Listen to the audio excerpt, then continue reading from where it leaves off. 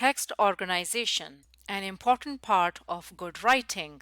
Good writers plan for their writing before they actually start writing. Their plan is similar to a plan for building a house. If you're going to build a house, you need to figure out the number of rooms and bathrooms in it, where will the kitchen go, how is it going to look from the outside.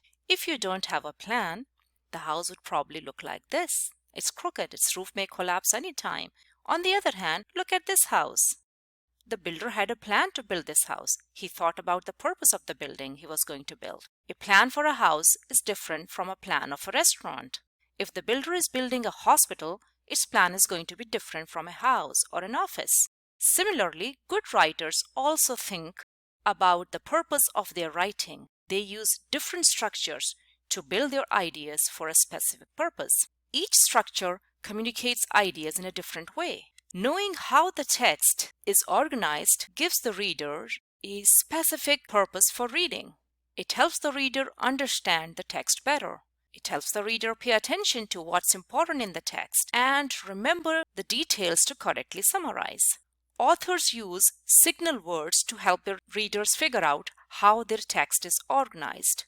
Throughout this video, we will use this satellite image to show us the signal words for a specific text organization. Next, we'll look at 5 text organization patterns and some common signal words they use. The first one is description. In description, a topic, idea, person, place, or thing is described by listing its characteristics and features.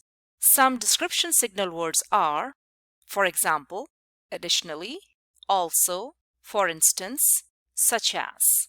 Next, we have compare and contrast. It shows how two or more things are alike and how they are different. Some compare and contrast signal words are like, different from, similar to, as well as, however, although. Next we have sequence text organization. It lists steps to follow to do something or make something. For example, steps to follow in making a sandwich. Another type of sequence text organization is when a text lists the events in the order they happened in the past.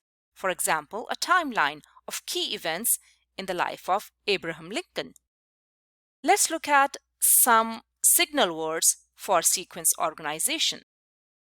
First, second, last, next, then, before or after, and finally. Next we have problem and solution.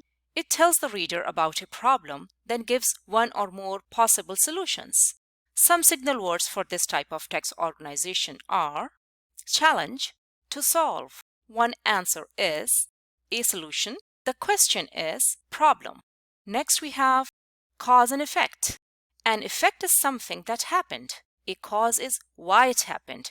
Some signal words for this type of text organization are because, since, as a result, if, then, therefore, for this reason. Next we have our graphic organizer that we will use to figure out patterns of text organization used in this passage.